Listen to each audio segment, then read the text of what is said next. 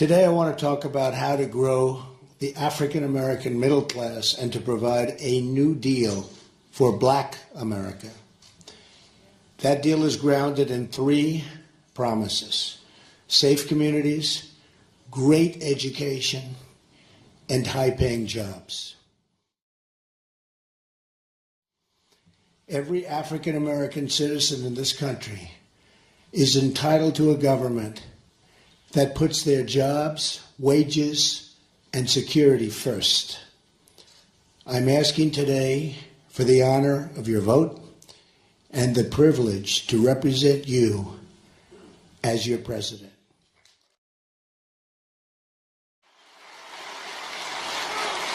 And I will not let you down. You watch. Here is the promise I make to you.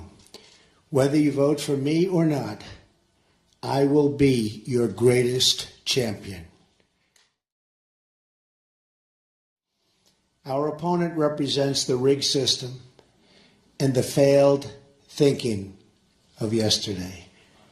Hillary Clinton's campaign offers only the depressing pessimism that says this is as good as it gets and it's never going to get better.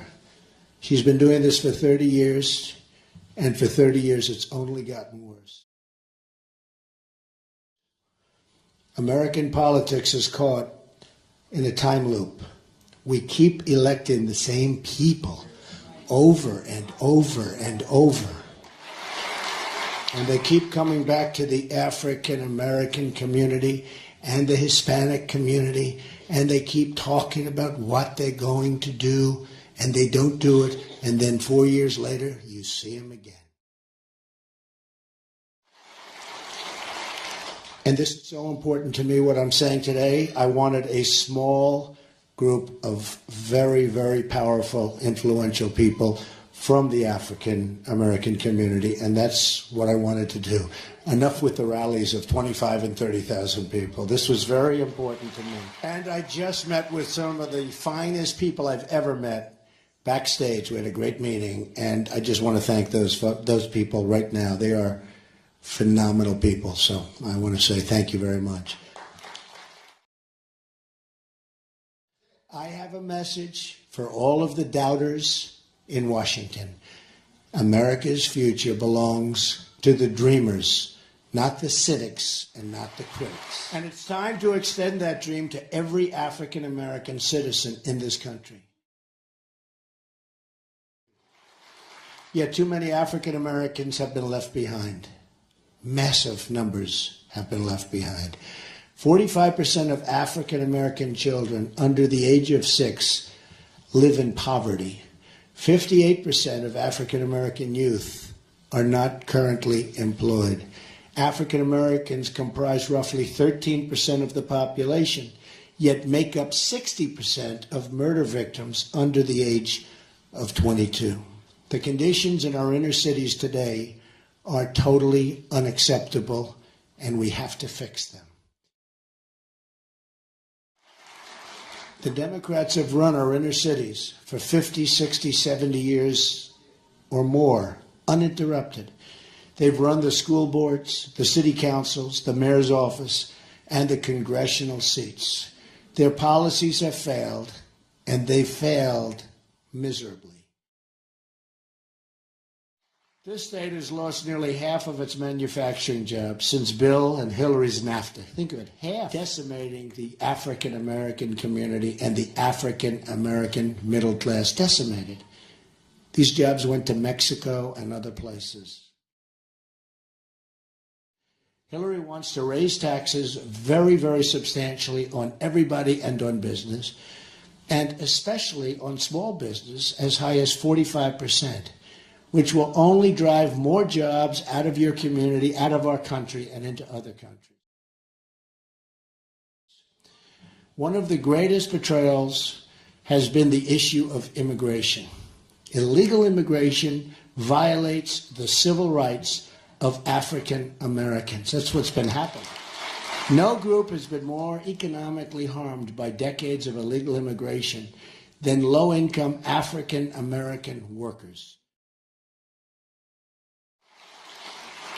I will also propose tax holidays for inner-city investment, a new tax incentive to get foreign companies to relocate in blighted American neighborhoods, and they will do that. It will be worthwhile. It's called incentive. They will do it.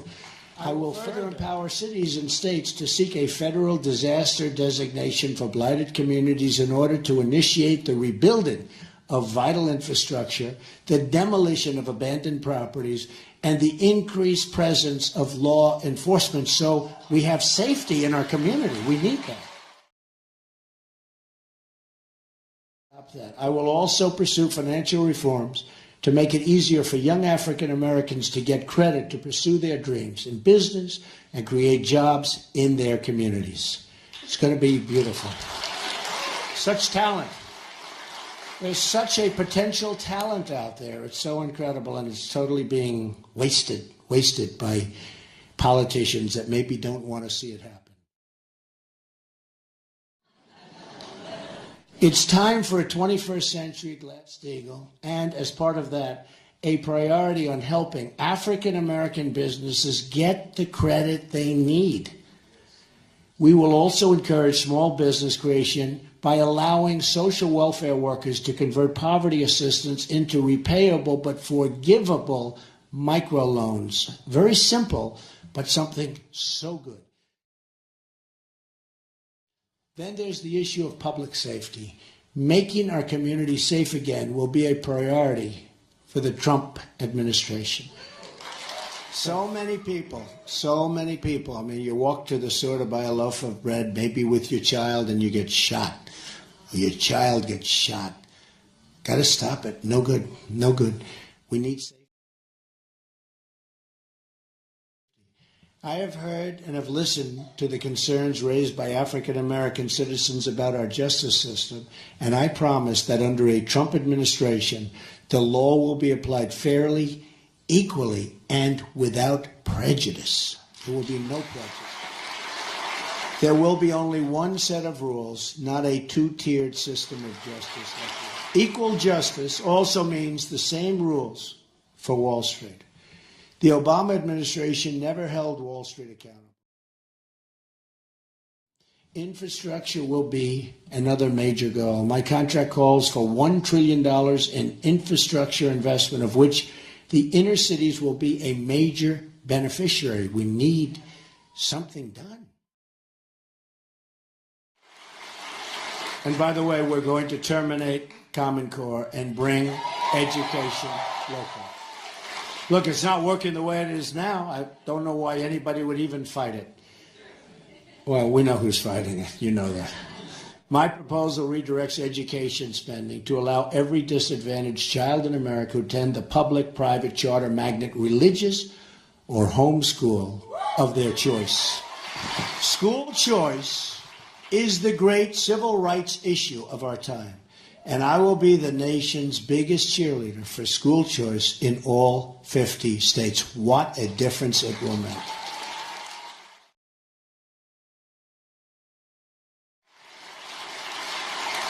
I will also be establishing a commission, which will include some of the tremendous people I met backstage today. Raise your hands. I mean, you people were thank you. So great. Some great ideas. To tackle the school-to-prison pipeline and to shut that pipeline down and to create, so important, and to create a new pathway that leads from a great education instead to a great job. That's what we want. It is. It's school to prison.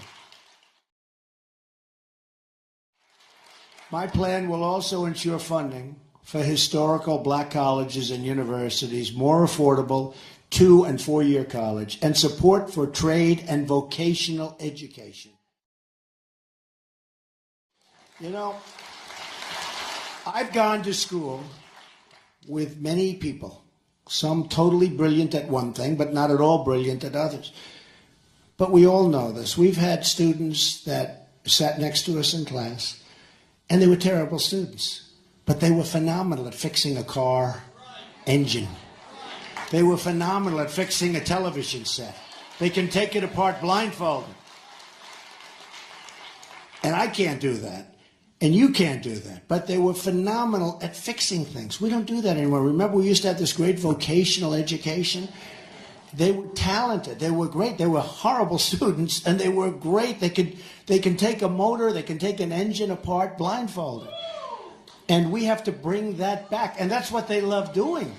That's what they love doing. And they'll do fantastically well. Don't you think, right? So true. So we're going to get that going again. Finally today, my agenda includes the protection of religious liberty. That's something you'll never hear from Hillary Clinton, that I can tell you. The promotion of family and support for the African American church. It's been a tremendous power in this country for so many years. This is just the beginning, because I will never, ever take the African American community for granted. Never, ever. Unlike Hillary, who does nothing for the Hispanics or for the African American communities. I'm tired of the excuses from our lame politicians. I'm tired of being told that it can't be done. I'm tired of people asking Americans to defer their dreams for another day, but they really mean for many decades. Enough waiting. The time is now.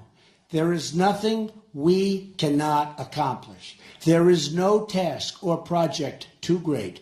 There is no dream outside of our reach.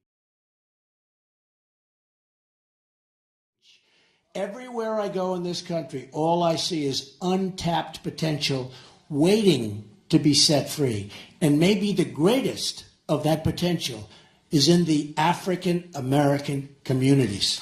There's so much potential.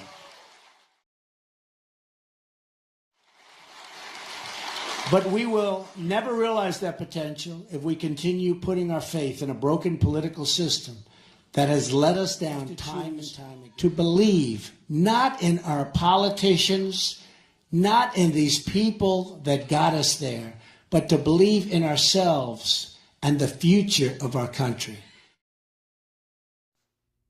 Yes, Donald Trump and I have talked. I've not only met him, but I've met his son Eric and daughter-in-law Laura. And they came looking for us. They came looking for African-American leaders and businessmen, pastors, politicians. And they wanted to know what they could do for us. What can Donald Trump as president do for blacks in America? And we told him, and he listened.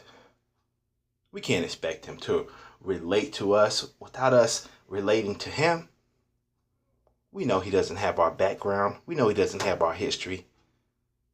But those of us who've been around him realize that he actually has a heart to do something. Now, you may not believe him, but that's what I'm here to talk about. I'm here to talk about the power of your vote. Whether you believe he really means it or not, he really means to be president. And do you think he just wants to be president for one term? Of course not. And this is why your vote has no power with the Democrats. The Democrats know you're going to vote for them. They think they own us lock, stock, and barrel. So they don't have to give us anything. The vote is automatic.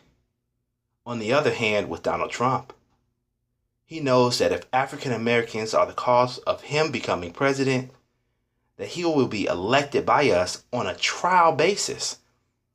That means if it's trial and error and not trial and success, he will be a one-term president. So you can bet that he's going to take our issues to task.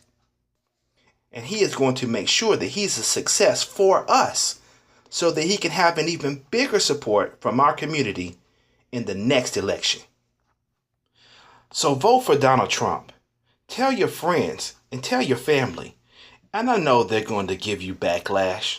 And they're going to want to know, why in the world would you vote for Donald Trump? And you tell them, because my vote has power.